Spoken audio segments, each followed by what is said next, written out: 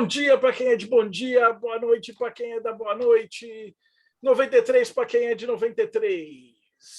Hoje a gente vai falar de um assunto muito doido, que na verdade eu só peguei porque é maçonaria e revolução e porrada, e eu acho sensacional, mas o nome chama Katipunan.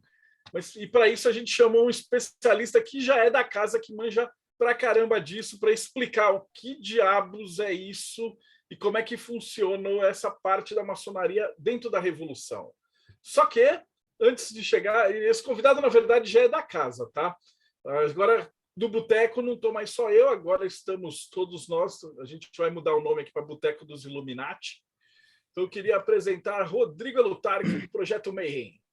Salve, pessoal! Não se esqueçam de dar o joinha, curtir, apertar o sininho, compartilhar para receber mais vídeos como esse. Dos reinos enoquianos, hoje sozinho, porque o Robson foi dar entrevista em outro lugar, né? Ulisses Massad. E aí, galera? Pô, hoje um tema bem bacana aí, que eu não conheço, maçonaria eu sei um pouco, mas nunca ouvi falar no primeiro nome ali, não sei nem pronunciar o que é. Dos reinos sombrios do Morte Súbita, Tiago Tamosauskas. Boa noite, galera. Aqui é o Tiago falando do mortesubita.net, o irmão mal compreendido do Projeto Mayhem. E hoje eu quero saber se o Bafomé usa boina e baioneta. Nós também estamos com o nosso irmão Frater Belrá, dos reinos Rosacrucianos do Sul. Boa noite, galera. Hoje o tema aí é bem interessante. Eu também, como Ulisses, não sei exatamente do que se trata. Vamos aprender com o Thales aí, será um prazer. E hoje eu fiz tudo ao contrário, eu pus os machos primeiro, porque as mulheres são mais importantes. E as nossas beldades, Jéssica Puga, do Espelho de Circe. Boa noite, queridos. Também não sei nada sobre o tema, estou interessado. Talvez o Thales tenha aqui me ouvindo enchendo o saco de por que a maçonaria tem tanta restrição com mulher. Vamos ver. E diretamente da Eclésia Babylon, Bárbara Knox. Boa noite, 93. Eu sempre digo para o Thales que essas palavras, os termos técnicos, são a primeira aula. A primeira aula que ele deve dar para os alunos dele é só para ensinar a pronunciar essas palavras. E apesar de não saber nada do assunto, eu estou super empolgada porque eu sei o quanto ele é apaixonado por tudo isso e é uma pessoa que eu admiro demais, então eu estou super feliz hoje. E da Eclésia Babylon, Thales Vasconcelos. Salve, grande irmão, 93. Salve, galera, 93. Boa noite. Bom, para quem já está acompanhando aqui no Boteco do Mayhem, né? Já está acostumado, sempre aparece o Thales para falar de telema, ficar enchendo o saco dos outros, falando 93 para cá, 93 para lá, aí fala de gnose, fala de um monte de gente que ninguém nunca saiu, um monte de foto em preto e branco, fala que é bispo gnóstico, que é sacerdote, não sei o que, não sei o que lá, mas hoje eu não vim falar sobre gnosticismo. Hoje eu não vim botar a mitra na cabeça e ficar pregando a palavra de Nosso Senhor Crowley para ninguém. Hoje eu vim, na verdade, para falar mais como sacanagem, foi só para fazer um momento dramático e o negócio some. Pronto. Hoje eu vim falar como um mero praticante de artes marciais. E como um praticante de artes marciais, na verdade, é um tema que eu já trato há muitos anos. Então, desde que eu era criança... rapidinho, só um minuto só. Desculpa, a gente tem um probleminha aqui. Ai, que sacanagem, pessoal. Espera aí, deixa eu tirar aqui. Pois eu edito, relaxa. Então.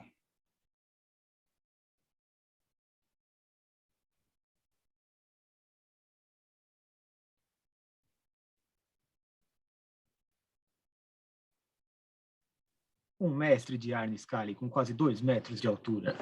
Thales não se recorda de sua vida passada antes de ter acordado em É impressão minha ou a foto é o próprio Thales ali? É do financiamento. Eu também tenho financiamento coletivo. Eu também tenho a minha carta. Que legal. Você não participou desse, não, Ulisses? Não. Nossa, perdeu. Era um jogo de tabuleiro que você podia mandar o desenho para o desenhista fazia você tipo, como personagem aqui, do Tolkien. Esse Eu jogo juntei as aqui- duas caixas numa só. Agora é um jogo só para mim. Nossa! Eu tentei fazer isso, jogar ele desse jeito, mas eu precisaria de Um um dia sisteminha de inteiro. RPG simplão, assim. Joguei com a minha sobrinha, muito legal. Pronto, voltei. Depois de uma breve interrupção aqui de ligação, mas estamos de volta. Então, como eu estava falando, hoje eu venho aqui como um praticante de artes marciais, que é um tema que eu gosto já desde a minha infância. Já pratiquei alguns sistemas, alguns com mais apreço, outros com menos apreço. Um deles, que eu tenho bastante apreço, que um dia ainda vou organizar um material que eu acho que tem tudo a ver com Mayhem, é o Jeet Kune Do, que é um sistema de luta que foi desenvolvido pelo Bruce Lee, que tem muita base no taoísmo, e que, na minha modesta opinião, é Telemann dentro de artes marciais. Até porque o Bruce Lee ele trabalhou com todo um conceito que, na verdade, ele estruturou um sistema dele, que é o Junfang Kung Fu, e ele estruturou um conceito, que seria o Jeet Kune Do, que seria o objetivo final. Mas isso fica um spoiler aí para o futuro, que eu ainda vou fazer essa palestra aqui para falar sobre a gente. E o outro tema que me interessa bastante é a arte marcial filipina, que é o Arnis Kali, que na época aí, eu até coloquei a cartinha aí aqui, foi uma das cartas que entraram aí no jogo do RPG Quest, que é um sistema que também já pratico aí já para mais de uma década, e que muitos anos atrás, quando eu comecei a praticar, não tinha praticamente nenhuma literatura em português, nem sabia direito o que eram as Filipinas. Eu descobri a arte para depois conhecer o país. E não tinha nada, e daí, pesquisando, eu fui em 2010, mais ou menos, 2009, 2010, eu lancei o primeiro livro que teve em português sobre o tema da história das Filipinas e do surgimento das artes marciais, mas durante a minha pesquisa eu me deparei com um assunto muito peculiar e que eu acabei pesquisando mais a fundo depois. Esse assunto é o Katipunan, maçonaria e revolução. Eu não vou eu não vou falar sobre o que é maçonaria, porque quem quiser saber o que é maçonaria, o que mais tem matéria aqui no canal sobre, só pegar os vídeos do Kenio, tem vídeo do Grão-Mestre, o que mais tem é vídeo para explicar o que é maçonaria. Mas para poder falar de maçonaria, só eu quero fazer um recorte, o que eu vou entender como maçonaria aqui nesse material que eu vou apresentar para vocês hoje. Primeiro eu vou trazer um trecho aqui do Rizzardo Camino, que não é meu autor favorito, embora eu acho que ele fez com os limões, que ele tinha uma limonada na época dele, mas ele não é meu autor favorito, mas tem esse trecho que se combina bem. A maçonaria não surgiu com esse nome, mas foi um movimento que reuniu em torno de si, pouco a pouco, os ideais maçônicos, como compreendemos hoje. Assim, não podemos afirmar que a maçonaria tem suas origens nas brumas do passado, neste ou naquele local, mas apenas podemos referir que a atual maçonaria originou-se de um movimento de reação, envolvendo interesses sociais, políticos, econômicos e religiosos. Uma outra frase que eu também vou trazer é do professor Alexandre Mansur Barata. Para quem é ligado na maçonaria, tem um sobrenome ali que vai achar que é, não, mas até onde eu sei não é. Tá? Mas ele coloca assim, as lojas maçônicas, seus nomes sugestivos, funcionavam como importantes espaços de sociabilidade e convívio, influindo no cotidiano tanto das cidades pequenas quanto das maiores. Nelas, os grandes temas que mobilizavam a sociedade do período eram discutidos e novas práticas culturais eram aprendidas. Então, para essa palestra de hoje, o que é importante que todos vocês saibam? Existe um espaço sociopolítico na sociedade chamada maçonaria e que esse espaço ele se envolve aí em certas brumas de mistério. É isso que a gente precisa saber hoje. E quando a gente fala de maçonaria, o professor Alexandre também tem uma outra matéria que eu acabei não tendo tempo de pegar para trazer aqui o recorte, que ele coloca o seguinte, que a maçonaria, talvez, não nas palavras dele, tá? Que são minhas palavras, a maçonaria talvez seja o tipo de instituição que não precisa usar cropped, porque ela tem uma autoestima que é do caramba. Afinal, a maçonaria ela pode pegar um membro dela que fez um negócio bom e falar que aquilo foi da maçonaria, ou simplesmente pegar uma coisa ruim que o membro dela fez e falou, ah, não, isso era um bicho perdido. Mas, de fato, existem algumas situações em que a maçonaria realmente faz a coisa acontecer, ela faz a parada. E uma dessas situações foi o Katipunan. O nome, na verdade, do Katipunan é esse nome bonitinho que está aí embaixo, que é Tassanan Kagalagan Katipunan Anakbayan.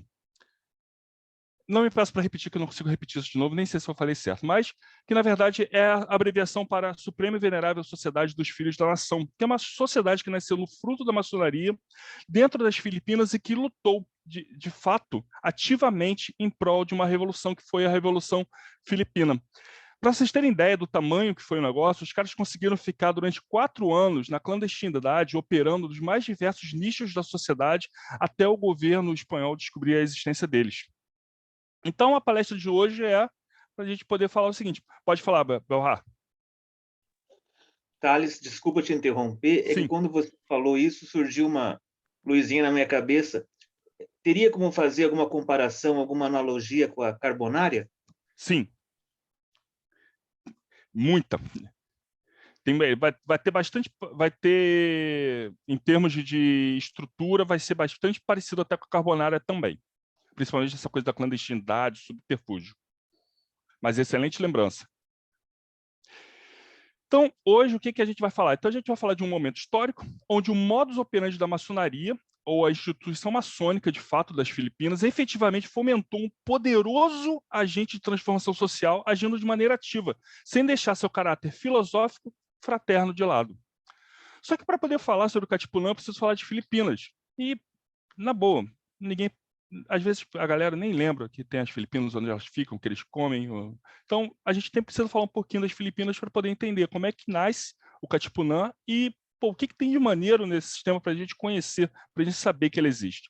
Então, a gente vai falar um pouquinho aqui então, da história das Filipinas, o que era o sistema colonial, como é que foi a luta da independência, como é que ele surge, o Katipunan, como é que é a ritualística dele, que é a parte talvez mais interessante, e aí a gente termina só falando um pouquinho do pós-independência. Então, para quem não sabe, as Filipinas elas ficam no Sudeste Asiático, tá? Ela é um país atualmente composto por mais de 7.000 ilhas. Ela está hoje no ranking dos 20 países mais populosos do mundo, inclusive as 3 cidades, uma das cidades com maior densidade demográfica do mundo hoje, ficam nas Filipinas. Eles têm um idioma, né, que é o filipino, que é um idioma que foi criado, mas eles têm diversas outras línguas regionais, como o tagalog, o cebuano, entre outros, mas também o inglês é amplamente utilizado. Mas antes disso, a gente tem que lembrar que as Filipinas, esse arquipélago, né, que forma o país hoje que conhecemos como Filipinas, na verdade eles têm uma história aí que data de para mais de 2.000 anos. Eles foram berços de diversos sultanatos, rajanatos, impérios, hindus. Então é uma região que vem sendo colonizada, que vem sendo povoada pelo ser humano há muito tempo, há muitos séculos, para mais de milênios. Mas para o mundo ocidental, ou melhor, para o mundo europeu, as Filipinas começaram mais ou menos lá em 1500 com aquele moço chamado Fernando de Magalhães. Fernando de Magalhães, né, que foi o português que trabalhou para a coroa espanhola e que tinha uma ideia maluca, que ele falava o seguinte: cara, se você seguir o Atlântico, vai reto, até o final, tu não cai na beira do mundo, tu só para do outro lado.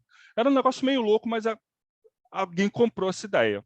E aí ele começou lá para as tantas de querer fazer isso. Pô, vou tentar sair da Europa e chegar do outro lado, sem cair no outro mundo ou sem encontrar uma tartaruga, um monte de elefante apoiado no casco de uma tartaruga. Bizarramente, parece que as ideias dele estavam certas. De fato, se ele seguisse para o outro lado, ele não ia cair na beirada do mundo. Então, no dia 20 de setembro, ele partiu lá da Europa, ele passou, circulou o continente americano, né, pelo Estreito de Magalhães, inclusive, que levou o nome dele durante muito tempo, que levou o nome dele até hoje, na verdade, né? E a bordo dele ele estava levando, além de soldados, né, marinheiros, ele também estava levando um escriba, um italiano chamado Antônio Pigafetta, que graças a esse escriba, que a gente tem hoje detalhes de como foi essa viagem, tá?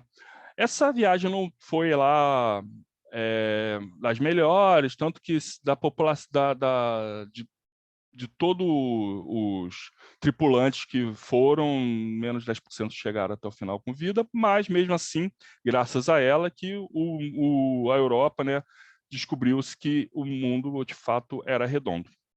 Então, eles partiram, né, em setembro lá da Europa, mais ou menos no início, né, no primeiro trimestre de 1521, então eles chegaram à Oceania. Eles, então, se identificaram, começaram a encontrar diversos reinos, né, diversos povoados, cujos costumes, cujos usos eram completamente diferentes, tanto dos europeus, óbvio, e até daqueles outros povos com os quais os europeus já tinham contato, como árabes, indianos, etc.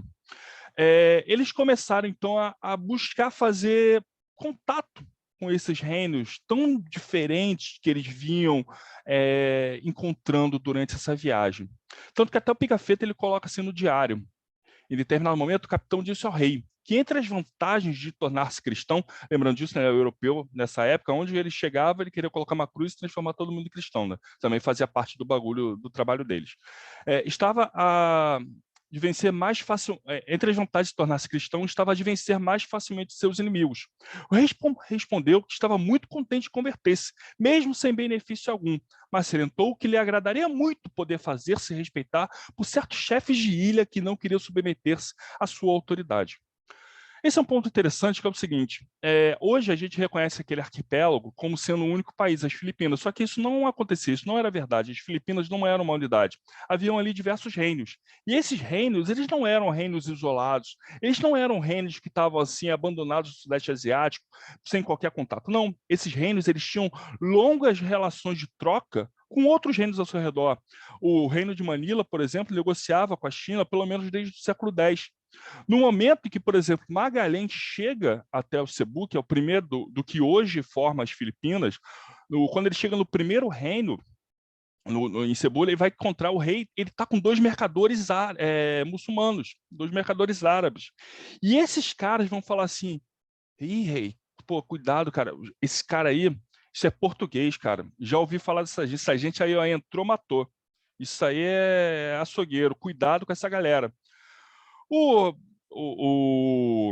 Magalhães, que já tinha conseguido já alguém para fazer ali uma interlocução, dentro daqueles muçulmanos que ele encontrou ali, conseguiu alguém para fazer uma tradução, descobriu, ficou sabendo disso e falou assim, os portugueses realmente são ruins, mas ó, eu trabalho para uma coroa que é maior que a de Portugal, que é da Espanha, então é pior ainda. Então, se você está com medo de Portugal, fica com medo de mim, que aqui o bicho vai ser pior ainda. Então, eles começaram então nessa assim, olha, eu tenho aqui uma esquadra, tenho uns canhões, tenho aqui uns bacamartes, você pode se tornar cristão, eu te ajudo você a levar a palavra, a submeter os outros reinos, ou a converter eles também para o cristianismo, e aí foi indo, né, aquela coisa, assim, aquela troca. Era interessante para ambos os lados, e Magalhães, os cebuanos, então isso eles foram catequizando, assim, o milagre da conversão ali no Sudeste Asiático foi acontecendo. Até que em determinado momento eles chegaram no determinado reino, o reino falou assim, não, pô, isso aqui seria legal mesmo, seria bacana, me converter em Cristo, legal, quero, mas tem um problema, a minha ilha é dividida com outro reino aqui, e esse rei aqui não vai com a minha cara, será que a gente pode resolver essa situação? E aí Magalhães falou, pô, claro, a gente tem armamento aqui para isso.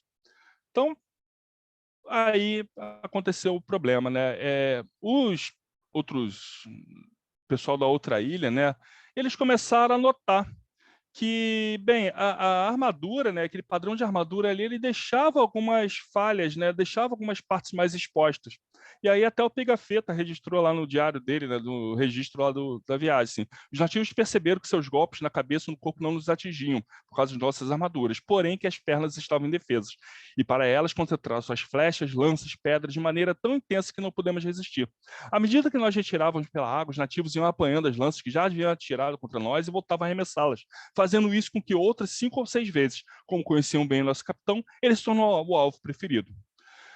Então, um misto de estratégia por parte dos nativos dessa ilha, que eram liderados por um capitão, por um rei chamado Lapu-Lapu, que inclusive até hoje é um símbolo da identidade filipina, misturado com um pouco de arrogância e um tanto de, não vamos dizer burrice, que seria um pouco de anacronismo, mas, enfim, eles não estavam com a armadura mais apropriada para esse tipo de combate. O resultado disso foi que Magalhães morre. Apesar a viagem, né, de circunnavegação ser creditada a ele, na verdade, ele não termina essa viagem. Ele tem convicção de que ele vai chegar do outro lado, ele vai terminar de volta na Europa, mas, de fato, ele não vai saber. O Pigafetta, sim, e pouca parte da população. Então, após a morte de Magalhães, os espanhóis que sobram falam assim, cara, isso aqui é furada, já perdemos o capitão, já perdemos já metade da população, vamos seguir em frente para ver se a gente volta para a Europa e ganha alguma coisa do rei lá quando a gente voltar. E dito e feito assim, eles seguem, e os cebuanos e os outros filipinos lá deixam de esquecer, se esquecem por alguns anos daqueles espanhóis estranhos que apareceram com suas armas de pólvora, querendo converter as ilhas. Só que assim, quem apanha nunca esquece. Então, de fato, os espanhóis nunca esqueceram. Quando eles retornam lá para a Europa, eles falam assim, ó, tem uma galera lá, tem um reino lá que os caras quiseram se converter ao cristianismo, os caras queriam até fazer uma vassalagem com Vossa Majestade, mas, assim, tinha outro reino lá que era mais rebelde, talvez tinha que ter alguém lá para poder ajudar, né? Aquele rei que queria ser nosso vassalo. E aí o rei de Espanha manda, em 1543, o Rui Lopes de Villa-Lobos para visitar as ilhas, e aí ele vai mais com uma ideia de mapear, de entender que território era aquele. Afinal, a viagem de Magalhães não permitiu a eles fazerem um mapa bem elaborado de que terras eram aquelas. Eles sabiam que podiam passar pelo Estreito de Magalhães, mas não sabiam onde que eles iam parar. Então, é o Villa-Lobos que chega durante essa viagem, que ele, em homenagem ao príncipe Filipe de Astúrias, vai nomear aquele arquipélago como sendo Filipinas.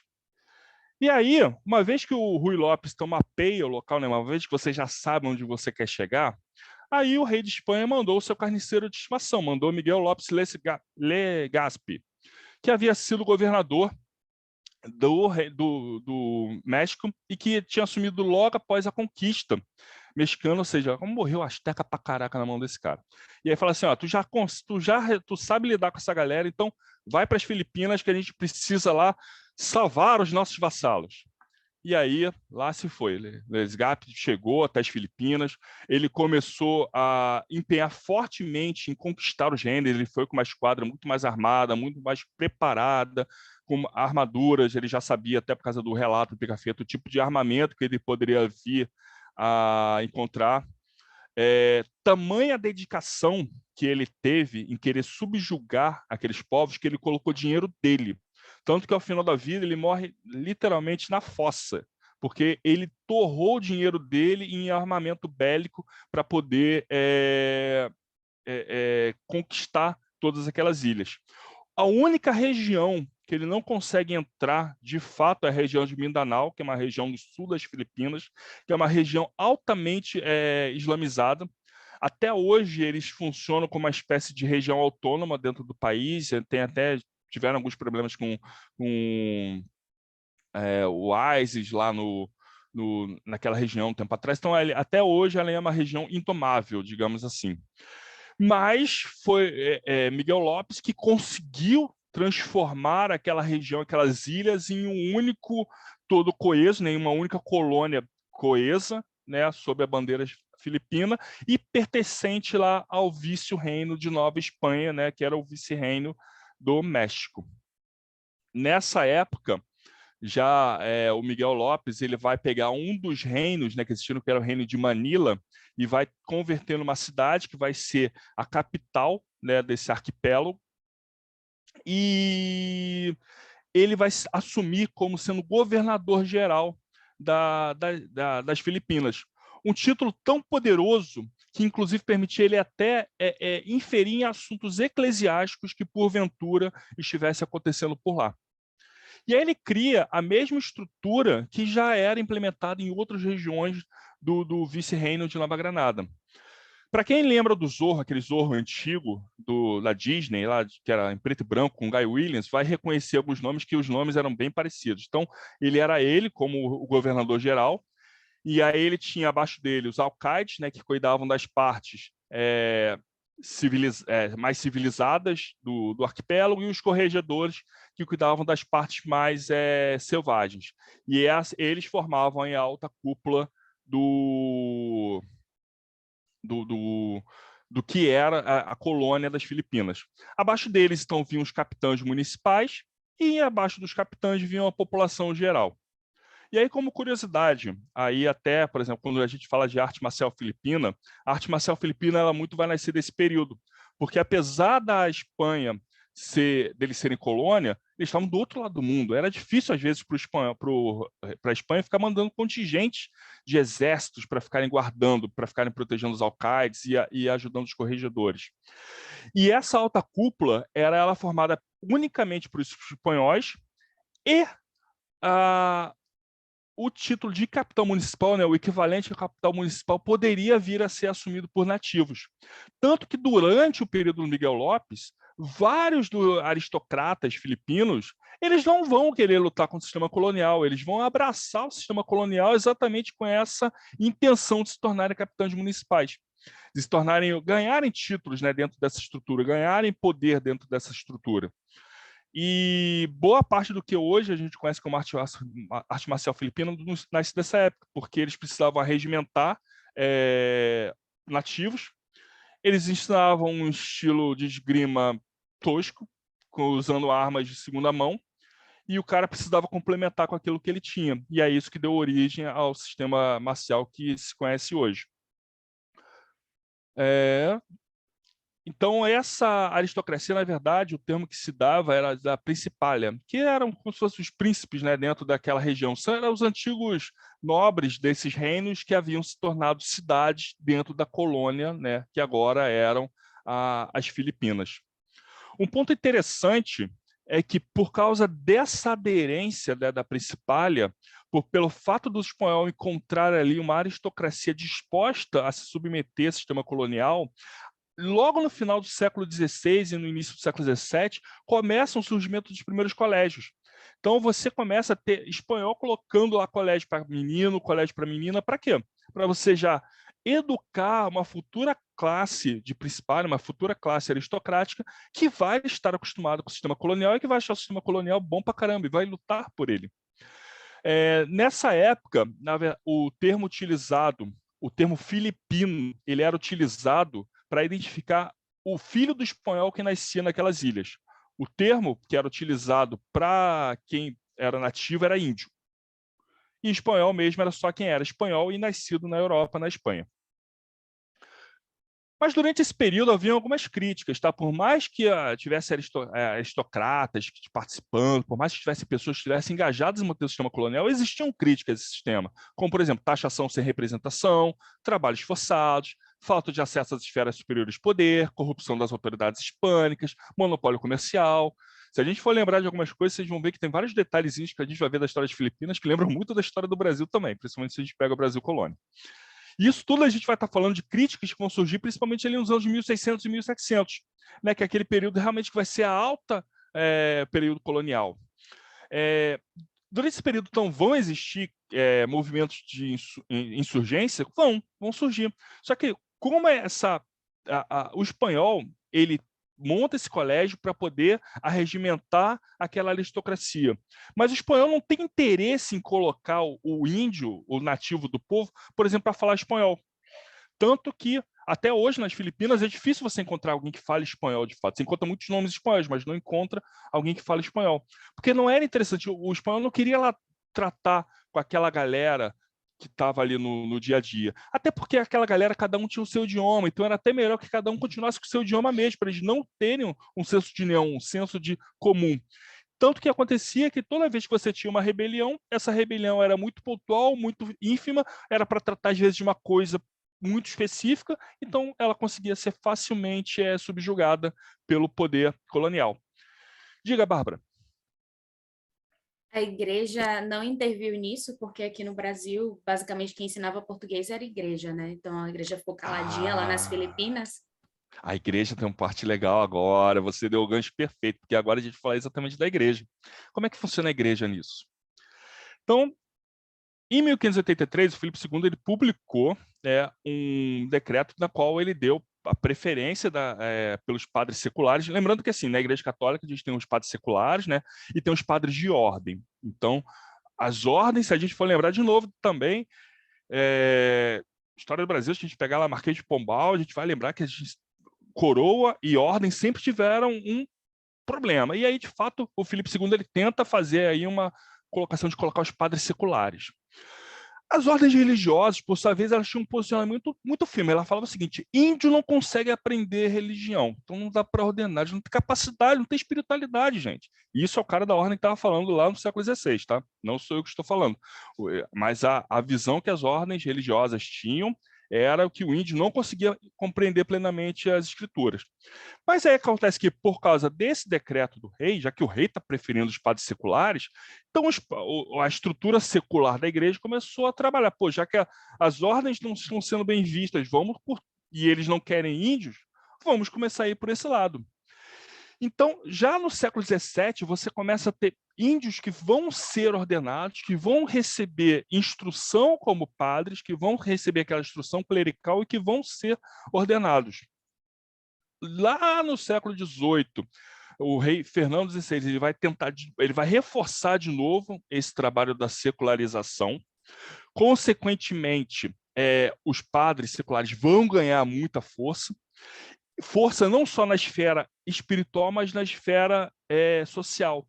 Tanto que no século XIX você vai começar a ter padres nativos, padres índios, que vão estar trabalhando, né, que vão ser acusados de lutar contra a coroa, de lutar por independência, de lutar por questões sociais nas Filipinas.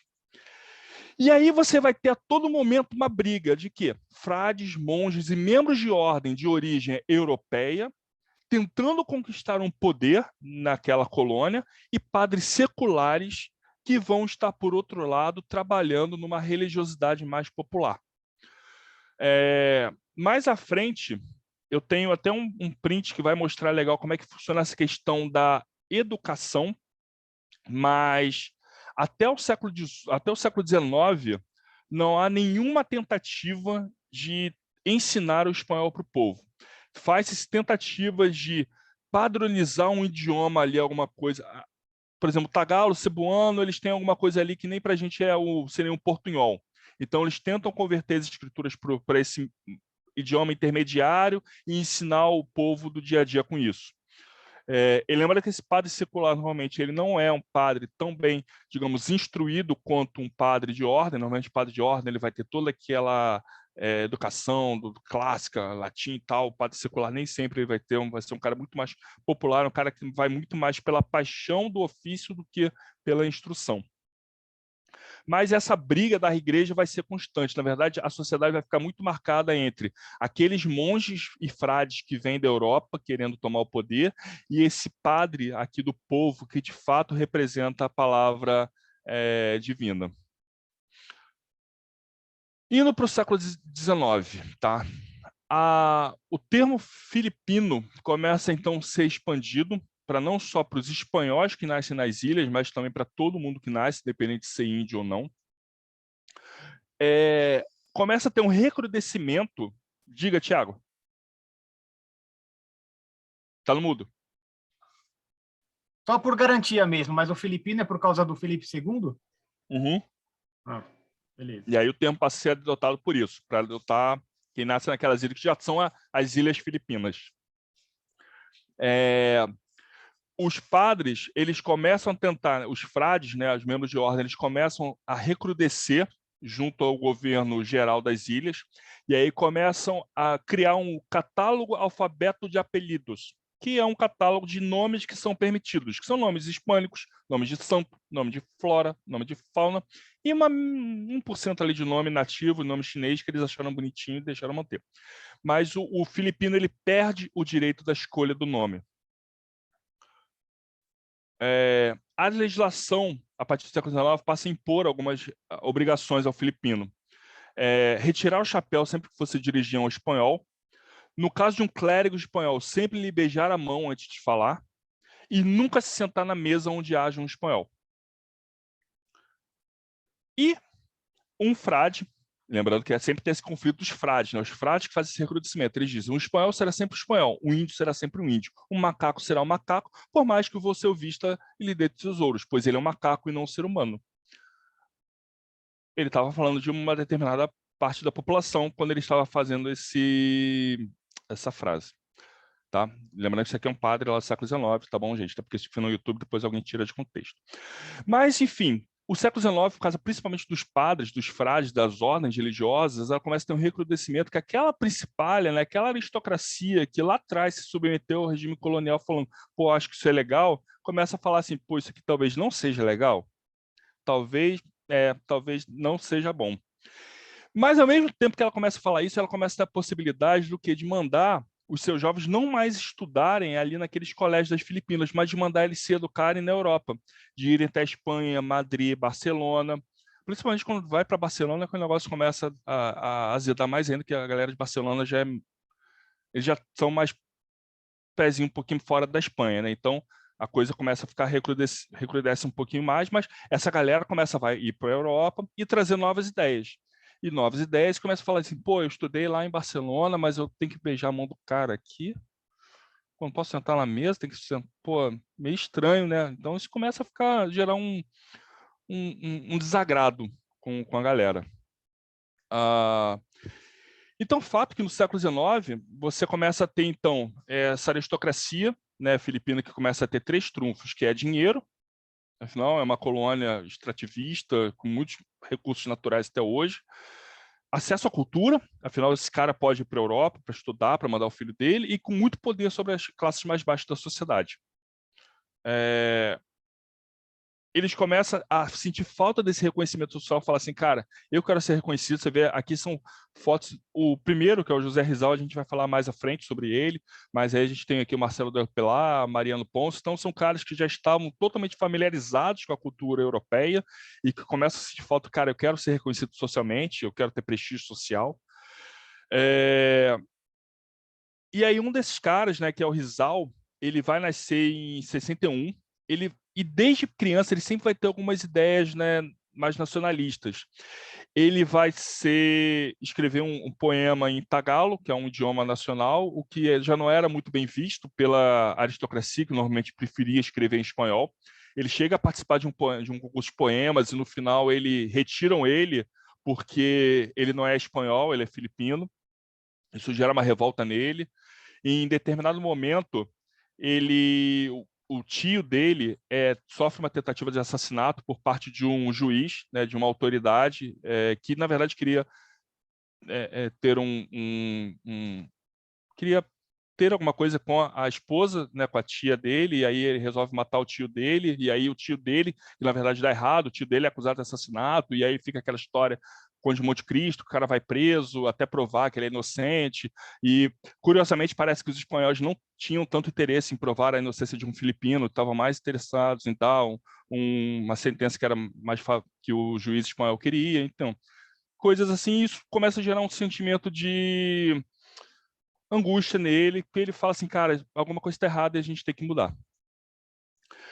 Então ele passa a dedicar a sua vida a compor textos, peças, crônicas e principalmente a tentar criar isso utilizando o idioma nativo. Apesar dele ser altamente versado na língua espanhola, ele tenta fazer isso utilizando tagalo, desenvolvendo cebuano. Todas as obras dele são recheadas de apelos nacionalistas, de mensagem contra a colônia, de mensagem contra o colonialismo, tanto que em determinado momento ele vai acabar sendo condenado ao exílio porque a coroa não gosta de pessoas escrevendo mensagens sobre ela. E aí alguma das frases essa que o Rizal colocava, é uma vida inútil aquela que não é consagrada a um ótimo ideal, é como uma pedra desperdiçada no campo sem se tornar parte de um edifício. Diga, Rodrigo. Sobre as escolas, assim, fazendo paralelo aqui no Brasil, durante um bom período da nossa história, a língua mais falada aqui no Brasil era o tupi. Uhum. E houve um acontecimento que Portugal forçou a língua portuguesa a ser falada. Se não tivesse feito isso, uma das línguas mais faladas aqui ainda seria o tupi. E você falando que ele estava escrevendo na língua local, era como se os nossos pensadores do século XIX estivessem escrevendo em tupi para poder ser entendido pela população mais humilde. Seria isso, mais ou menos, né? Sim. E principalmente com o objetivo de formatar uma produção culta naquele idioma, né? Porque eu posso estar enganado, tá? Posso estar falando uma grande besteira, mas eu desconheço que grandes produções que tenham sido legadas de século XVIII, século XIX, em tupi, que a gente tem hoje. A gente tem documentos, né? Algumas transliterações feitas por religiosos, mas não produção de algo de arte, né? Digamos, nessa língua. Então, era uma busca que ele tentou, que ele já começava a pensar assim, cara, eu acho que se a gente usar o idioma do cara que a gente está querendo tirar daqui, talvez não seja uma boa ideia. Foi um pensamento dele na época. E aí vamos falar de maçonaria, que era a parte legal. A primeira loja maçônica ela surge em 1856, nas Filipinas, que é a Luz Primeira de Luz Filipina, que por acaso ela surge não ligada à Espanha, mas ligada a Portugal, ao Grande Oriente Lusitano. Mas os filipinos eles já tinham ouvido falar sobre maçonaria, principalmente quando os caras começam a ir para lá, para a Europa. Afinal, se o filipino queria prestígio, né? Por que buscar entrar numa sociedade altamente prestigiosa, né, como maçonaria?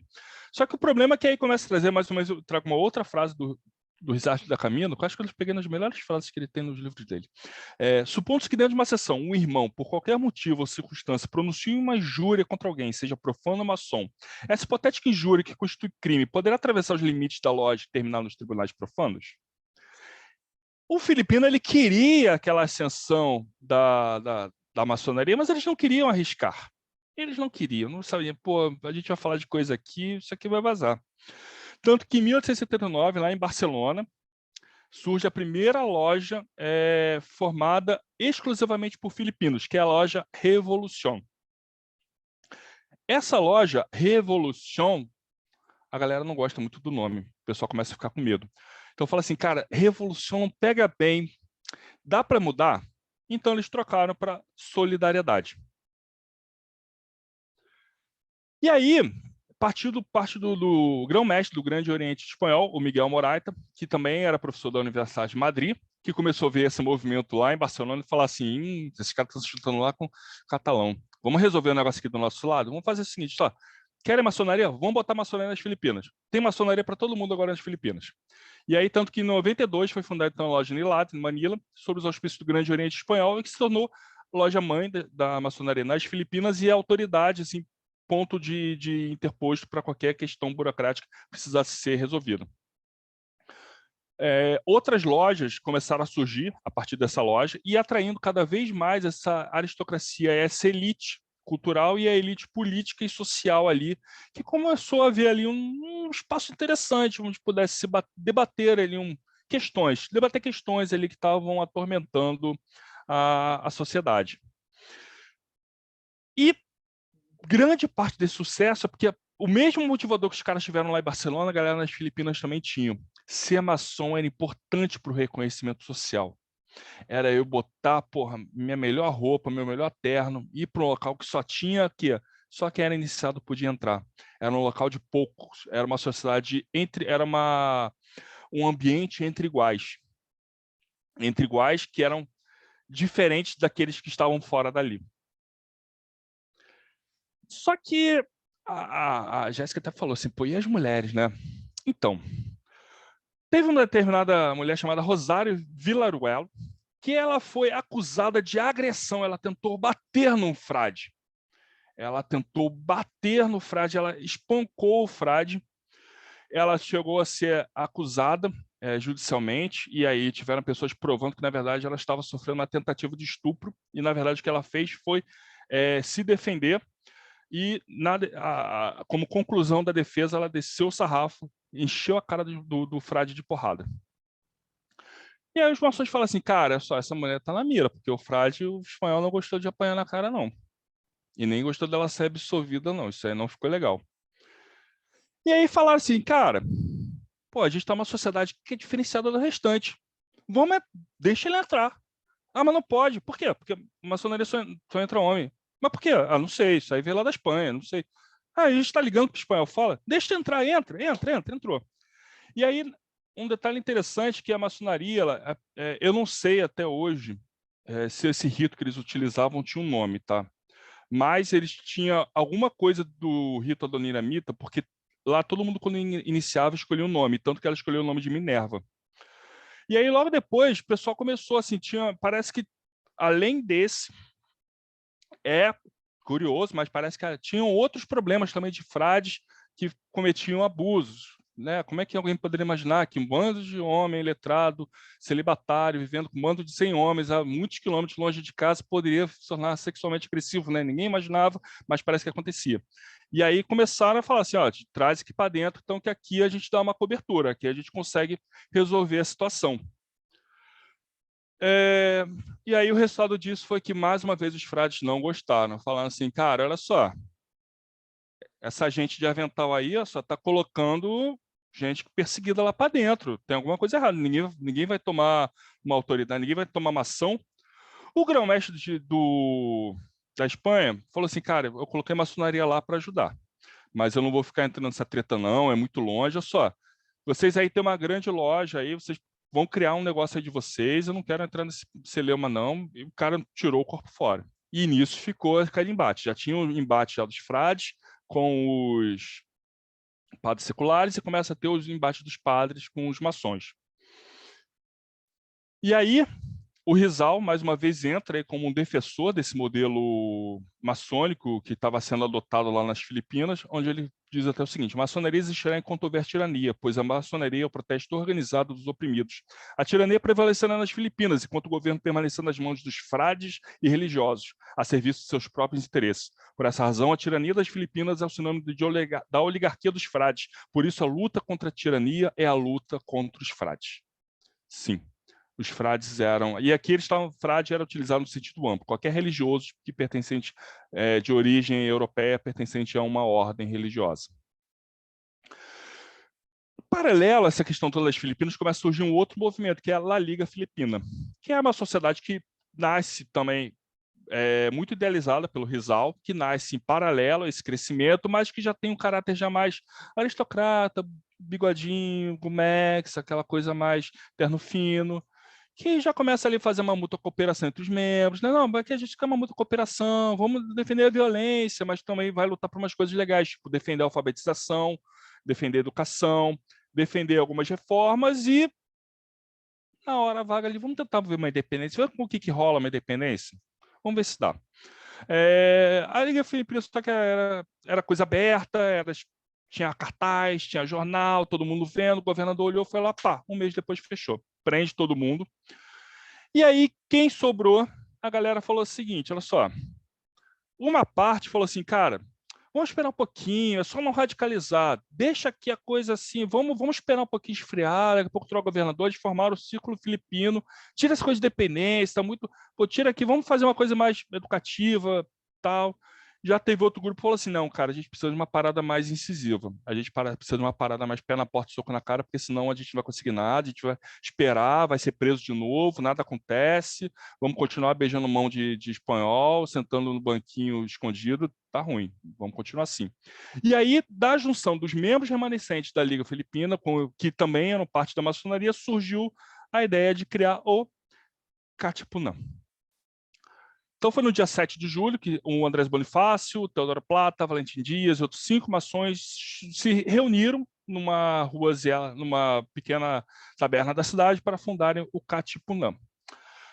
Esse nome bonito, que eu não vou conseguir pronunciar, que significa Suprema e Venerável Sociedade dos Filhos da Nação. Katipunan, na verdade, ele vem do verbo, do tagalo, vem do verbo estar junto. Na verdade, quer dizer, serve para dizer uma associação. É o nome dessa associação que tem de Suprema e Venerável Sociedade dos Filhos da Nação. E a primeira preocupação que esses caras tinham, com base até nas experiências passadas, era a segurança dos membros. Então, eles propuseram um sistema meio que baseado em pirâmide, onde no início, cada membro conhecesse no máximo a identidade de um ou outro.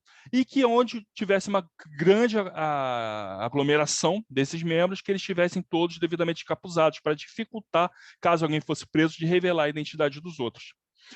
E aí, para poder reforçar o sentimento, para reforçar a mensagem, eles trouxeram diversos símbolos maçônicos que foram tomados emprestados para essa nova sociedade. Um detalhe importante, eu acho que vou colocar mais à frente, mas até por causa da Liga Filipina, esses caras até começam a falar o seguinte, cara, vamos parar de ficar chamando engomadinho, vamos chamar a galera mais povão, porque essa galera mais povão que vai fazer o negócio acontecer. Esse galera engomadinho, primeiro estouro que dá, a galera peida e cai fora, então vamos trazer a galera mais povão. Mas, enfim, esses caras eles tinham 3 objetivos. O primeiro, moral, ensinar boas maneiras, higiene, valores morais, acabar com o fanatismo e a fraqueza de caráter. O cívico, promover autoajuda, disseminar meios que permitissem a defesa pessoal do cidadão comum. E o político, que era lutar pela independência. Foram, então, estipulados 10, um decálogo, que seriam os 10 mandamentos do Katipunan, que foi o Andrés Bonifácio que colocou. Ame a Deus de todo o seu coração, tenha sempre em mente que amor a Deus é sempre maior que amor à pátria, que isso também é amor ao próximo, grave seu coração que, na verdade, não há maior honra e felicidade que morrer pela liberdade do país, todos os seus desejos bons serão corados de sucesso se você mantiver serenidade, constância, razão e fé em todos os atos de serviço, Preserve o mandato e os objetivos do Katipunan, da mesma maneira como você preserva sua honra. É dever de todos proteger sob o risco de suas próprias vidas e riquezas aquele que se arrisca ao exercício do dever. Nossa responsabilidade para nós mesmos e depende de nossas funções será exemplo dado para os nossos semelhantes seguirem. Na medida do possível, compartilhe algo com os pobres e felizes. Diligência no trabalho que dá sustento é a verdadeira base do amor. E puna qualquer canalha e traidor, e louve todo o trabalho bem executado. Acredito também que os objetivos do Katipunan são dados por Deus para a vontade do povo, que também é a vontade de Deus. Diga, Tamuchauskas. Esses mandamentos aí, eles foram criados para contrapor os 10 mandamentos, assim, por causa da igreja, alguma coisa desse gênero? Não, era mais no sentido de a galera já estava acostumada a ter 10 mandamentos, então, dentro da sociedade, no momento agora, toma 10 aqui, que toma mais 10. Tanto que eles não vão ser os únicos. O outro, depois, o Emílio Jacinto, ele vai falar assim, cara, 10 está pouco, a gente tem que colocar mais coisa aqui. E aí ele cria um de 14. Que aí ele vai colocar a vida não dedicada a uma causa nobre, como uma árvore sem sombra, com frutos venenosos, a ação não tem nobreza, caso seja motivada por interesse próprio e não possui um desejo sincero de ajudar. Verdadeira piedade consiste em ser caridoso, companheiro criterioso contra o comportamento de discurso e ação. Todas as pessoas são iguais, independente da cor de sua pele. Alguém pode ter mais escolaridade, saúde e beleza, mas isso não faz um humano melhor do que os outros. Uma pessoa de caráter nobre mantém valores nobres acima do interesse próprio. Para quem não tem honra, a palavra é uma promessa. Não perca tempo, a saúde perdida pode ser recuperada, porém o tempo se perde para sempre. Defenda o oprimido, lute contra o opressor. O sábio é cuidadoso no dizer e discreto nas coisas que devem ser mantidas segredos. Se o líder caminha para a perdição, assim caminharão seus seguidores. Aqui tem uma parte que é bem da época. Nunca trate uma mulher como um objeto para ser utilizado. Trate-a como uma companheira ou uma parceira. Saiba considerar suas fragilidades femininas e nunca se esqueça de que sua mãe o alimentou desde a infância e também é uma pessoa. Não faça nada a esposas, filhos e irmãos de outros que você não gostaria que fizesse a sua esposa, filhos, irmãos e irmãs. O valor de um homem não pode ser medido pela sua posição social, nem pelo tamanho do seu nariz, nem pela sua pele. E quando as palavras forem propagadas livremente, o sol da liberdade começar a brilhar pelas pobres ilhas, unindo raças e povos, então nesse momento todos saberemos que todas as lutas, sacrifícios e morte não terão sido em vão. Dá para ver que sim, que é um negócio bem avant-garde, até para aquele período, a gente está falando aqui final do século XIX, então era um negócio bem para frentex mesmo que os caras estavam falando. E aí falando de alguns símbolos, tá? A principal bandeira do Katipunan eles não tiveram uma única bandeira, eles adotaram várias bandeiras, tá? As principais aí foram sempre trazendo o KKK, lembrando que não é Ku Klux Klan, tá? Lembrando aqui só dessa sigla aqui, tá? Kaatas, Tassan, Kagalagan, Katipunan, papá. Ok? Então, era sempre trazendo esse KKK, que também não é risadinha da internet de hoje, ou só, ou a letra K, ou esse K no idioma tagalo. Na verdade, desculpa, no alfabeto do Baim, que era o idioma utilizado pelo tagalo em várias línguas. E aí voltamos naquela pergunta que a Bárbara fez. Os habitantes das ilhas, eles já tinham um alfabeto, eles não eram letrados. Eles tinham esse alfabeto, que é o Baim, que era utilizado para escrever o tagalo, o cebuano, entre outros idiomas das ilhas. E esse idioma ele não tem uma transliteração direta com o latim. Algumas letras podem representar, às vezes, uma sílaba inteira, outros podem ser apenas uma única letra. E aí, os religiosos começaram, então, a latinizar a forma da escrita.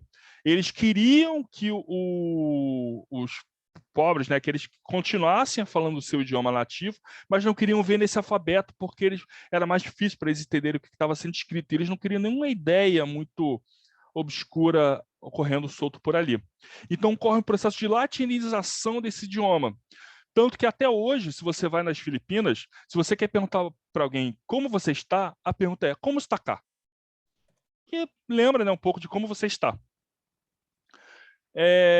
Então, assim, apesar da alfabetização não ser algo nativo, ela aqueles que soubessem ler e escrever deveriam fazê-lo utilizando o alfabeto latino, não o alfabeto tradicional, o Baim. Então, esse alfabeto acabou sendo muito marginalizado, mantido muito às escondidas por alguns aristocratas e estudiosos que sabiam. E aí, dentro desse processo de latinização, tinha um ponto que era interessante, que era o seguinte: o alfabeto Baibaí não tem uma letra C e uma letra Q, mas ele tem uma letra que seria um K, que tem um som de K. E apesar do K existir no alfabeto latino, ele era pouco utilizado em espanhol. Então, os frades, eles tinham horror quando alguém escrevia alguma coisa com K. Tudo que era para ser com K era para ser com C ou com Q. Então, o K acabou se tornando uma espécie de rebeldia contra a latinização do idioma, como sendo assim, é a letra que não querem que a gente utilize, é a letra que não deixam a gente utilizar. Então, toda vez que o nativo ele queria fazer alguma coisa assim para ser do contra, ele colocava um K, só de birra.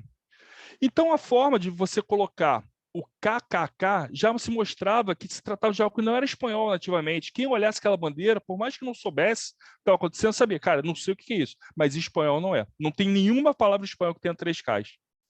O próprio fato de já ter um K já era uma coisa esquisita, porque não fazia sentido. E a letra K em tagalo, então aí era opressão total. Tanto que pela gramática da época, o Katipunan deveria ter sido escrito com C, que era como eles escreviam a associação, que era com C. Mas aí, para enfatizar que era alguma coisa contra o espanhol, eles colocaram lá com K. A estrutura do Katipunan, então, as pessoas, né, os membros, né, que entravam no Katipunan, eles se reuniam em grupos locais chamados lojas. Essas lojas, elas se reuniam em conselhos provinciais. Esses conselhos provinciais se reuniam embaixo de um Supremo Conselho. Essas lojas, elas eram estruturadas a partir de 3 graus de associação que você pode ter dentro de uma loja. Então, aqui, boa parte você tinha pessoas, assim, você tinha aristocratas participando, obviamente, dentro do Supremo Conselho, né, que era da onde surgiu a ideia inicial, mas você tinha pessoas mais populares participando desse Supremo Conselho e até mesmo das outras estruturas do Conselho Provincial e principalmente das lojas. O primeiro, então, nível de associação era o catipão, que era o associado. Então, lembra que eu tinha comentado que quando eles estavam muito agremiados, eles não queriam que ninguém soubesse quem era quem. Então, o que eles faziam, eles faziam essa identificação pelo capuz. E para quem mostrar que eles eram associados, eles tinham tem alguns documentos que dizem que eles usavam um negócio sinal toque palavra. Mas o que a gente sabe hoje só é palavra, que ele usava a palavra Anak Bayam, que significa filho do povo. O segundo grau era chamado de soldado ou de companheiro, que eles utilizavam esse capuz verde, que trazia a inscrição daqueles... Lembra aqueles 3 padres que eu comentei que tinham sido executados? Então, trazia o nome, a primeira letra do nome dos 3 padres, e um amuleto com a letra K, que era exatamente esse símbolo da rebeldia, né? E aí ele tinha a palavra, também a gente não sabe, eles também tinham esse tipo de identificação baseada em sinal, toque e palavra, só que a gente só sabe que a palavra era Gomburzá.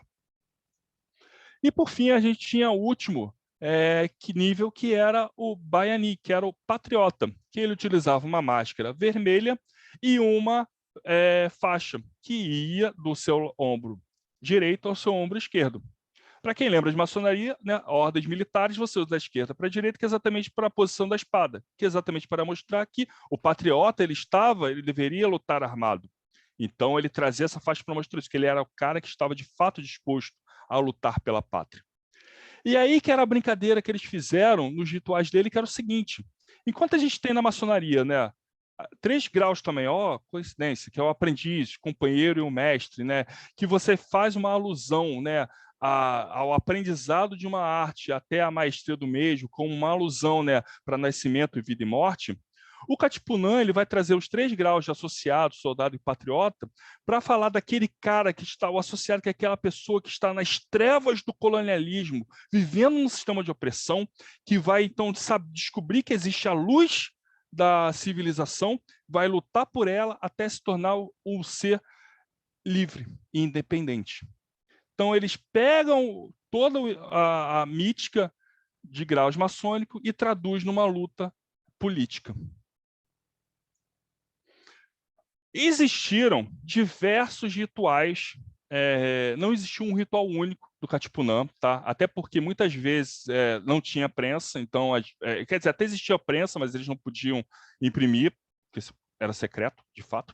Então o negócio era manuscrito, às vezes uma página faltou, o cara tinha que dar um jeito, e aí o cara estava do outro lado da ilha. Pô, eu lembro mais ou menos como é que é, vou escrever aqui como é que a gente faz agora. Então, a gente hoje tem registros de diversos rituais diferentes que surgiram.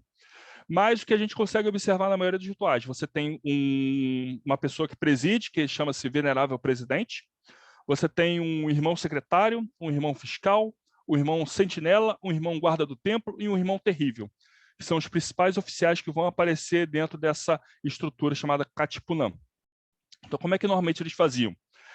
Eles chegavam, né, entravam lá na sala, todo mundo com seu capuz, ninguém sabia quem era quem, eles só sabiam só que o patriota lá na frente estava de vermelho, é o cara que vai liderar. Lembra até um pouco, se a gente for pensar, lembra um pouco até do Round 6, né, que chega todo mundo com máscara, você sabe mais ou menos que o cara é pelo triângulo, pelo quadrado, etc.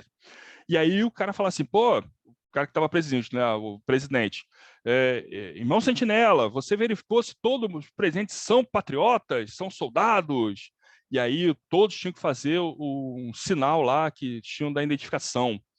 E aí depois ele fala assim, irmão guarda, você verificou se a nossa loja está segura? E aí os caras iam, só que armados mesmo, verificar tudo para ver se tinha algum espião do rei aparecendo lá. E aí uma vez que estava tudo de pé, tudo estava pronto, ele fala assim, então estando tudo seguro, então todos fiquem de pé. E aí ele dava assim, o início do que seria aquela reunião do Katipunã. E aí eles falam assim, em nome da nação a qual dedicamos integralmente os nossos maiores esforços, eu declaro aberta a sessão dessa respeitável loja de filhos do povo. Sentemos, meus irmãos, e comecemos a discussão sobre a expansão de nossa nobre causa. Irmão secretário, leia, por favor, para nós a ata da reunião anterior. O Katipunã, eles tinham uma curiosidade, que apesar de eles serem uma sociedade secreta, eles eram viciados em papel. Então, eles tinham por hábito, toda sessão deles, eles registravam uma ata que seria lida e aprovada na próxima sessão. Era uma coisa que eles inventaram, ninguém sabe por quê, mas que eles tinham aparente fissura, porque boa parte que a gente sabe hoje deles é por causa dessas atas que eles guardaram. E todas as presentes podiam tecer comentários e falar assim, não, fulano não falou isso não, está mentindo, escreveu errado, muda, e aí gerava-se uma discussão. Tem alguns caras que falam que era até um negócio que já gerava uma discussão imensa. E aí, como é que funcionava essa ritualística? Toda vez que chegava alguém para poder entrar na sociedade, essa pessoa passava por uma espécie de um sequestro, que vendava ela, levava, e aí mandava um cara bater na porta, fala assim, pô, entra, o negócio está lá, só que o cara está perdido, e fala assim, pô, toma o susto, fala assim, pô, quem é você? O cara não sabe direito o que responder. Surge outro cara que vai falar assim, pô, não, eu vou responder por ele. Eu conheço o cara aqui, o cara é meu camarada. E aí o cara, ele fala assim, não, esse aqui é uma pessoa boa, que está querendo sair das trevas do colonialismo, que anseia por ser livre, que anseia por liberdade, que passou por muitos obstáculos e perigos, e que agora clama diante dos nossos portões, clamando pela luz da liberdade. E aí, o nego ficava dando volta, fazia um monte de coisa com o cara, ficava perguntando coisa, pá. Até que chegava no final, levava ele para uma sala, e aí nessa sala tirava o capuz. Falava assim, aí nessa sala tinha uma vela, uma caveira e alguns quadros. Então, esse quadro mostrava, o primeiro era uma árvore carregada de frutos, o segundo quadro mostrava vários espanhóis comendo esses frutos e destruindo essa árvore. O terceiro quadro mostrava um frade arrancando e tentando matar arrancando o bebê dos braços de mamãe. O quarto mostrava um nativo com um alvo na testa. E um quinto mostrava algumas pessoas mortas, aparentemente nativas da ilha, mortas. E aí, além dessa ilha, você tinha uma arma que eles deixavam sobre a mesa. E eles começavam a perguntar para o cara, assim, qual é a condição das Filipinas nos primeiros tempos? Qual é a condição hoje? O que você acha que vai ser do futuro? O que você acha da Espanha? Pô, melhorou? É melhor? Papapá, e o cara tinha que responder. No final, ele fala assim, então, se o cara respondesse sim para tudo, ele era levado lá para onde estava o presidente, aí o presidente falava assim, então, compatriota, escutar é atentamente o que eu tenho a lhe dizer. No Catipunã é estritamente proibido a qualquer membro revelar os seus segredos a qualquer estranho. Passar informações a qualquer um de fora de nossa sociedade é um ato de traição, que deve ser punido com a maior severidade. Caso um membro seja detido por falhar com sua palavra, você promete matá-lo? E aí o cara fala assim, prometo. E aí eu falo, então beleza, porque a gente pegou um traidor hoje e você que vai matar. Traziam o cara para dentro da loja e fala assim, esse aqui é um traidor, mata ele. Não tinha um revólver lá com você? Mata. Era um revólver de fechinha, aquele primeiro cara ali era um dos irmãos, então o cara mais tinha que mostrar que estava disposto a puxar o gatilho. Para quem já viu Kingsman, é parecido. Espero não ter contado spoiler. Oi, Ulisses. Opa, Thales, talvez eu tenha perdido, não sei se você falou ou não, mas como é que essas pessoas se iniciavam nessa ordem? Como é que eles adentravam nela ali naquele grau associado? Aí você está falando que é o processo de iniciação, mas como é que eles eram trazidos da sociedade para dentro desse grupo? Sim. Era padrinho. Alguém convidava uma pessoa e falava assim, pô, tô participando de um negócio, tem um negócio que maneiro, quer participar? Porra, é legal, hein? Bagulho secreto, pode falar para ninguém. E aí esse cara tinha os outros membros verificavam a ficha do malandro, o cara tinha que propor dentro da loja, e aí propor, era votado, uma vez aprovado, aí sim ele podia ingressar dentro do Catipunã. Pergunte, Marcelo. Legal. Cara, essa parada já trazia uns caras bem fanáticos para dentro, né? Ou chutava o cara para fora. Eu me lembrei agora de uma iniciação, quando a gente estava no Caribe, eles estavam falando que os grandes soldados do sacerdote e tal, eles falavam que eles eram mortos-vivos, né, para servir lá o chefão da pirâmide e tal. E aí você tem que tomar um veneno, e aí você ia morrer, e aí o deus da morte, Maia, lá ia te jogar de volta, né? E aí eles já estudavam os caras e você bebia, os caras bebiam o veneno mesmo. Só que, tipo assim, alguns caras que eles não queriam era veneno mesmo, outros caras não era só um sonífero. E aí os malucos caía todo mundo, alguns voltavam. E aí a hora que o cara voltava, ele voltava doidão. Ele falou, cara, porque realmente morria uns, né? Então alguém morreu. Umas sequências de iniciação tensa essa, né? Não, e nessa daqui não terminou ainda não, porque no final ele tinha que fazer o juramento. Afinal, se não for o juramento em cima da bandeira do Catipunã, não está valendo. E esse juramento tinha que ser feito com sangue. Você tinha que cortar, transcrever, se você soubesse, né? Senão já tinha escrito lá, se você fosse analfabeto, e no final colocar seu sangue naquele papel para mostrar que você estava comprometido pela sua vida, honra, riqueza com aquela causa, que não podia ser menor do que, senão, a total e irrestrita independência das Filipinas. O segundo grau já era coisa um pouquinho mais legal, tá? No segundo grau, simplesmente eles simulavam como você tendo sido capturado a soldado. Então, eles tinham essa simulação, e aí, basicamente, o que eles queriam ver se você ia dedurar os outros ou não. Se você não se dedurasse, parabéns, você virou um soldado, você é confiável, pode saber mais coisa.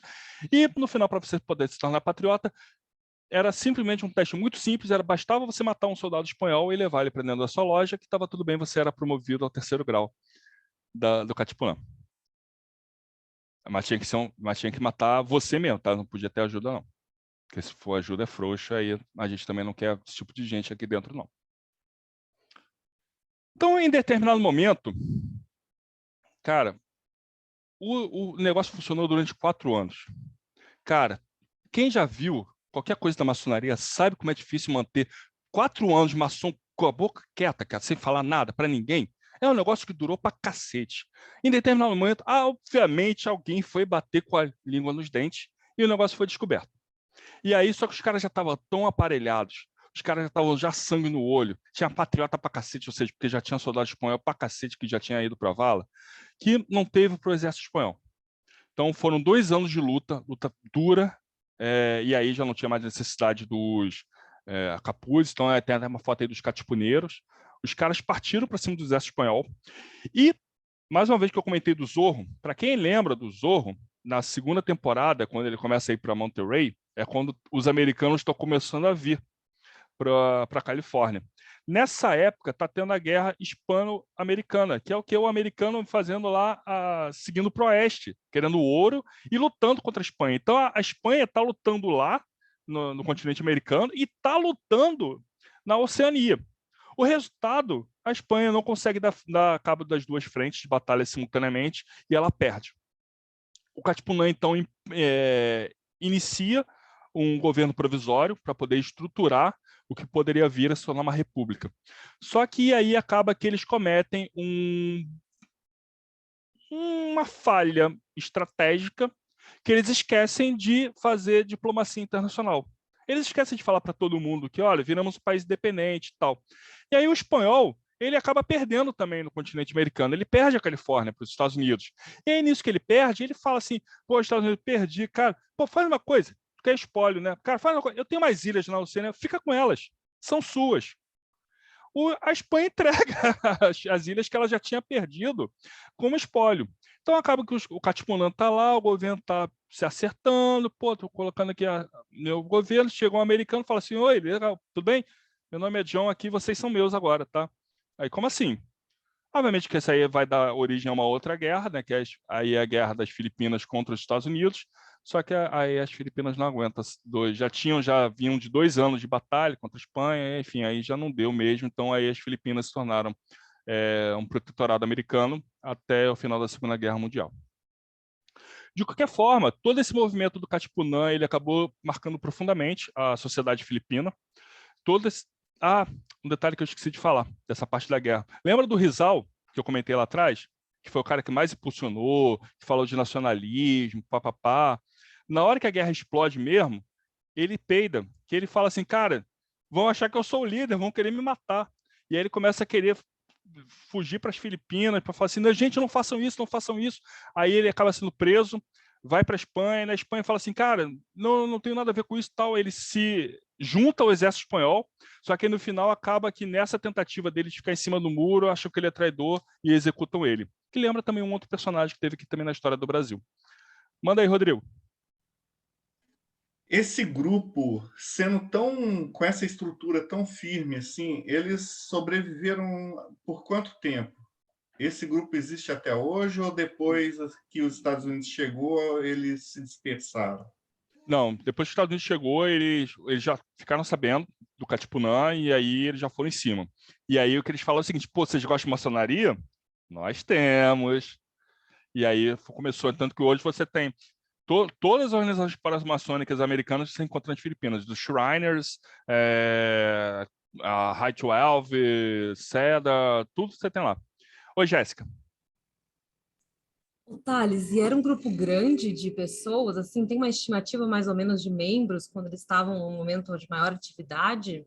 Olha, eu já vi uma lista que dava mais ou menos de 80 a 100 pessoas atuantes, fora os informantes e contatos. Então, era um grupo grande. Então, boa parte desse grupo acaba morrendo. Por exemplo, o Rizal, as lideranças, boa parte delas acaba vindo a falecer, principalmente os soldados. Pós-independência, quando o americano chega, ele começa a fazer uma jogada que é mais interessante. Então, ele entende aquela situação na qual os filipinos... Gente, qual é a tela que eu estou compartilhando para vocês? Estou compartilhando o PowerPoint ou estou compartilhando a tela pré-apresentação? PowerPoint.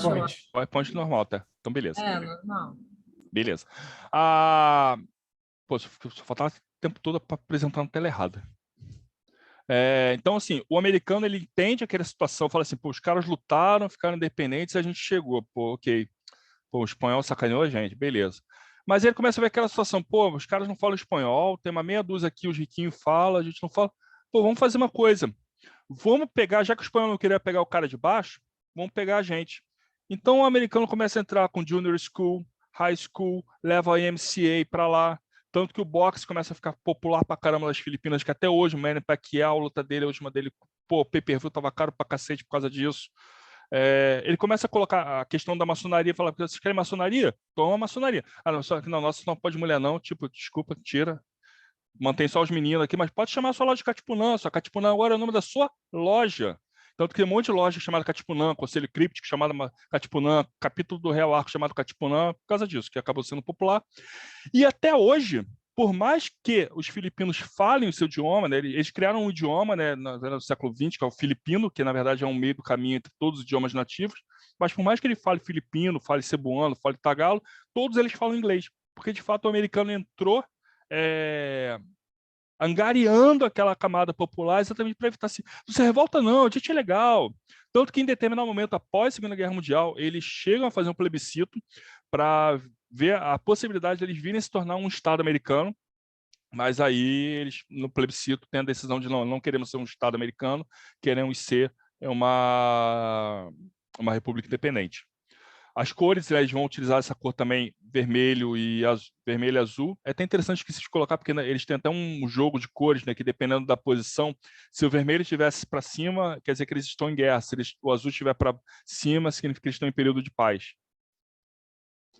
De qualquer forma, assim, essa influência do Katipunan ela fica até hoje. Você encontra grafites, você encontra, por exemplo, o do decálogo deles, né, defenda o opressor e defenda o oprimido e lute contra o opressor, o K sendo bem utilizado. Então, todo esse reflexo vai estar até hoje na sociedade filipina a partir de algo que nasceu de um bando de maçons que queriam lutar mais ativamente e fazer a sua loja, transformar ela não só num espaço especulativo, mas de fato operacional guerreiro. E isso a gente falando há pouco mais aí de 100 anos atrás. Então é isso, gente. O que eu tinha para mostrar hoje para vocês era isso. Para quem quiser saber mais, eu comentei que tinha o meu livro. Então, que por acaso eu acho que é o único em português ainda, que já que não tem muita coisa. Tem um Katipunan que eu lancei, mas eu vou arrumar.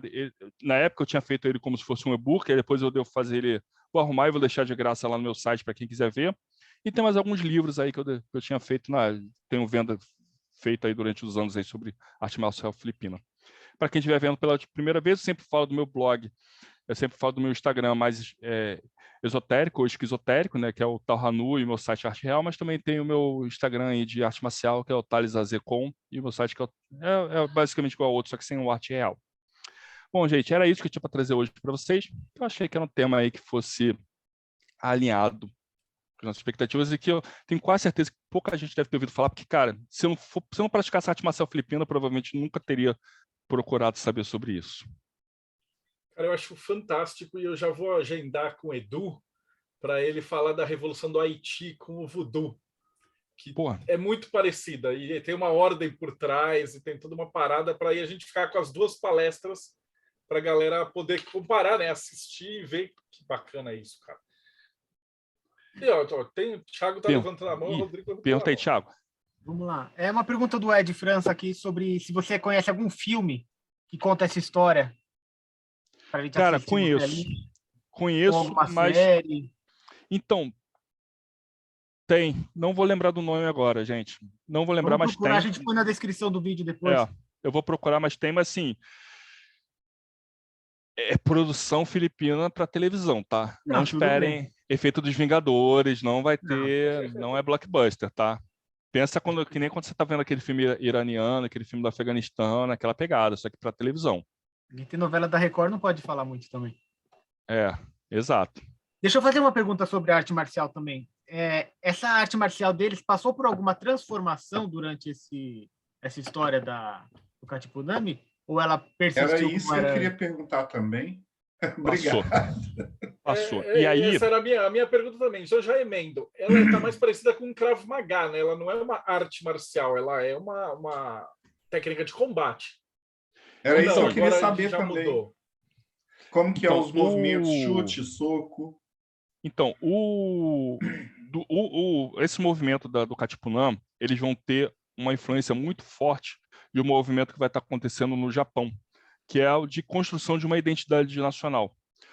No final do século XIX, você começa a ter aqueles movimentos, por exemplo, da própria criação da arte marcial japonesa, né? Você vai ter lá o Ueshiba, o Judo Gorokano, né? Que era final do século XIX, século XX, que vão estar construindo aquela identidade de combate, principalmente no momento em que armas não são mais permitidas, que se tiver alguém que lembra de história do Japão muito bem, era Meiji, não lembro o que era, que a espada é proibida, que a arma é proibida, era isso, né? Enfim. Exatamente, era Meiji.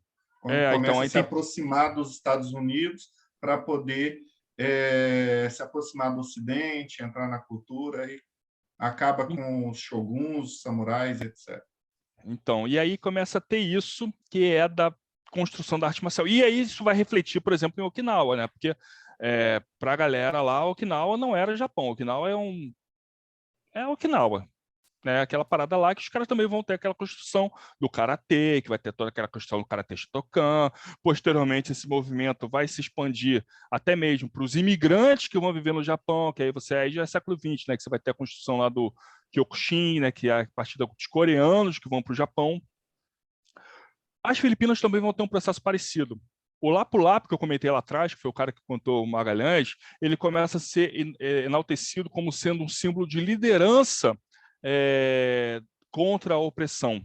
É até um movimento que depois vai de encontro, que é o seguinte, no momento eles falam assim, cara, o espanhol chegou aqui para nos oprimir, e o Lapu-Lapu foi aquele braço contra a tirania da opressão. Posteriormente, com autores mais recentes, você já começa a ter uma outra história de que o filipino ele não era um coitadinho que foi lá e foi oprimido. O filipino ele era um protagonista da sua história. Tanto que os reinos eles negociavam com os espanhóis. Havia ali uma vassalagem que foi muitas vezes negociada, não foi uma coisa imposta. Então, tem-se esse contraponto. Então, você começa a ter toda essa romantização até para você criar a sensação, né, a identidade cultural do filipino, que aí a gente vai para aquele conceito que o Hobsbawm coloca, né, da tradição artificial. Ou seja, eu começo a criar alguma coisa e falar que aquilo ali vem de tempos imemoriais. A arte marcial filipina, se vocês forem olhar hoje, vai ter muita gente que vai falar que não, isso aqui é arte do Lapu-Lapu, que vem de 1500. Mentira, é que nem o cara falar que conhece a arte marcial dos gregos. Ninguém sabe como os gregos lutavam, ninguém sabe era o quê? Vazinho. Todo mundo sabe que o Rodrigo que fez história também, a história da antiguidade é o quê? Você ficar olhando vazinho. No máximo você vai encontrar uns papel velho lá que você não vai ter acesso à fonte primária, que aquele troço está guardado lá às 7 chaves. No tempo você vai ficar vendo vazinho. Então a mesma coisa, ninguém sabe como é que o grego lutava, tal como a própria tradição europeia, ninguém sabe como é que o cavaleiro medieval lutava com uma bastarda. Que você tem, no caso da Idade Média, você tinha os tratados, que o pessoal faz a reconstrução. Então, o que a gente tem hoje de arte marcial filipina, ela é muito parecida com a esgrima, tanto que ela é muito baseada na utilização de armas, e aí não são armas no sentido, apesar dela utilizar termos que remetem à tradição hispânica, como, por exemplo, espada e daga, que é o combate com 2 facas, literalmente com uma espada e uma faca, só que não é igual quando a gente olha na esgrima espanhola. Que a esgrima espanhola tem uma escola, por exemplo, aquela La Verdadeira Destreza, que o cara vai trabalhar com rapier de 1,5 m e uma faca de 30 centímetros. O filipino ele vai trabalhar com um facão, que era o que ele tinha, e uma faca daquela de arado. Então, era uma adaptação da esgrima com traços culturais que eram adaptados e até mesmo traços das armas. Então, obviamente que o filipino vai ter a parte desarmada, digamos assim, mas ele não era muito focado em defesa pessoal, ele era focado em combate. Tanto que, principalmente nas regiões mais pobres, era comum que acontecesse o jogo todo, que era literalmente você pegar rinha de galo, que também é um esporte, uma prática muito comum das Filipinas, mas também tinham as rinhas, que é esporte entre elas, mas é uma prática que até hoje é bem comum das Filipinas. E você vê fotos lá, os caras metendo, que nem aqui no Brasil, é esporão no galo, aquela selvageria toda. Só que os caras também faziam com gente. E era o quê? Dar um porrete na mão de cada um e é só, aposto 20 no fulano e 10 no ciclano e vai para dentro. E você tem uns filmes que aparecem dos anos 60, o cara que tá com o braço todo estressado, que o cara perdeu o braço no jogo todo para ganhar uma aposta, briga de honra. Só que o pessoal até brinca, assim, que quando eu vejo que mostra assim, desenho japonês, mostra aquele duelo japonês, né, que é embaixo de uma cerejeira, alguém recitando haikai, faz o aido, saque perfeito, lindo, né? Nas Filipinas não, a parada é no meio quando tinha um duelo, cara, é no meio da lama, pedra, xingando a mãe do outro, vai porrada e sujeira mesmo. Então, essa arte marcial ela nasce menos como uma defesa pessoal e mais como um sistema de descer o sarrafo nos outros, seja o cara que trabalhava nesse arregimentamento nativo, que precisava guarnecer aquela colônia em locais onde o governador não queria gastar o soldado espanhol, seja, às vezes, para disputa de terra ou disputas pessoais entre as famílias ou entre ali os diversos clãs.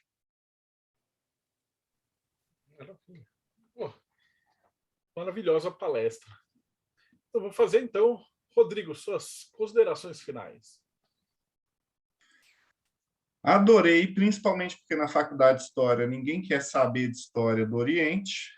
Se você não pesquisar por si mesmo, você não vai saber.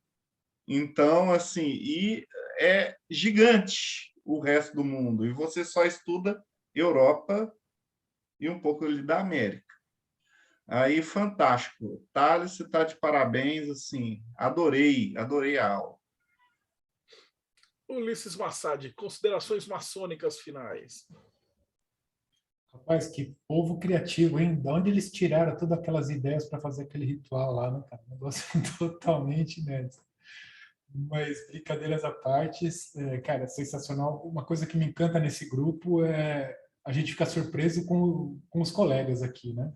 O Thales aí, toda vez que vai falar, o Tiago, todo mundo aqui, a Bárbara, o Marcelo, a galera que está aqui, quando pega num assunto que gosta, você vê a profundidade que a galera vai. Então, parabéns aí, Thales. Foi uma bela aula, eu não conhecia nada sobre o assunto aí, mas achei muito legal, muito bom. Frater Belhar, considerações martinistas. Parabéns, Thales. Foi uma aula magna. Muito, muito bom. Eu desconheci o assunto. Realmente aí tem um paralelo com a carbonária, mas eu acho que eles foram além da carbonária, né? Essa parte aí até de arte marcial. Muito, muito interessante. Parabéns, Thales. Bárbara Knox, considerações da Eclésia. Aí eu amei. Finalmente uma série de coisas fizeram sentido para mim, não só do Thales, mas do Paulo também, que é de lá da Eclésia. Eu entendi o que é Libre, por que é Libre é Knife. Eu sempre ficava, gente, por que é Libre em espanhol? Knife Fighting, tipo... Hoje tudo faz sentido.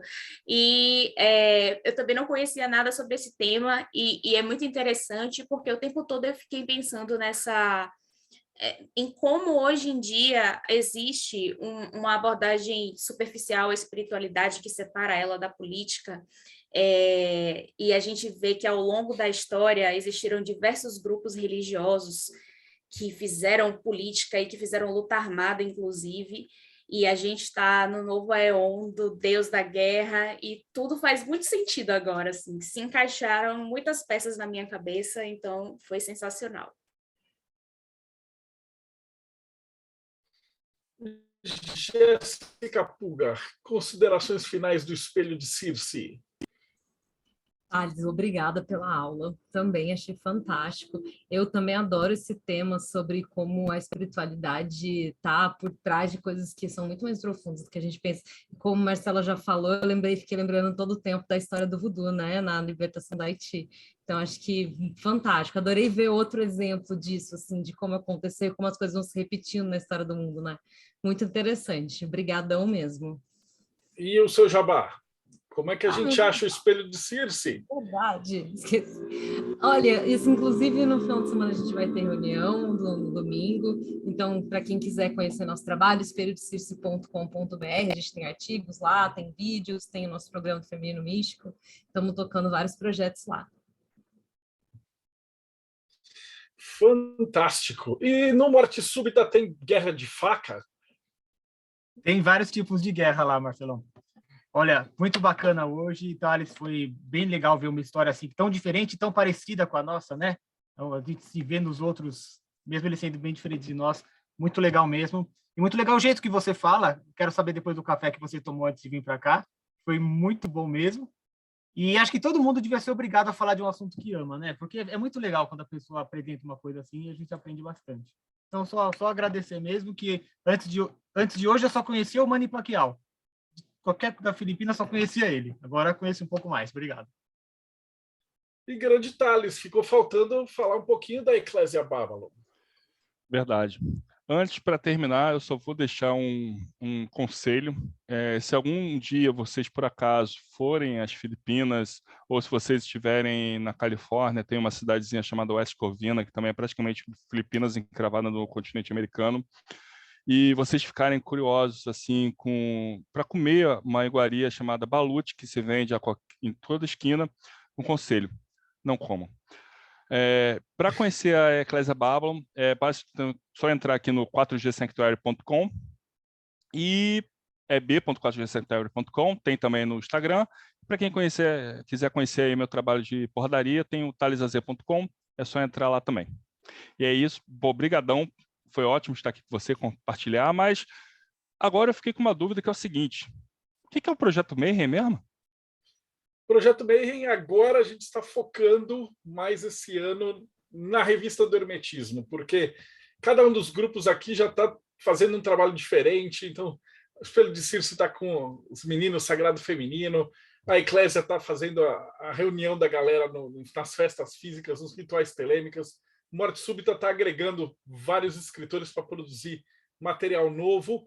E o Enochiano também, a parte prática e fazendo os rituais. O Frater Belrá está passando os textos de martinismo e várias dicas. Então, o Mayhem, a gente decidiu juntar tudo num grupão de Telegram para a galera ir estudando e conversando sobre ocultismo, né? A gente está com esse Boteco Illuminati agora, trazendo a galera para aprender um pouquinho mais. E os textos melhores que a gente consegue arrumar a cada 3 meses, estamos compilando numa revista, que agora eu lembrei de trazer, finalmente consegui vergonha na cara, que está para ser entregue. Então, eu acabei de receber lá da gráfica. Semana que vem os membros já vão receber em casa.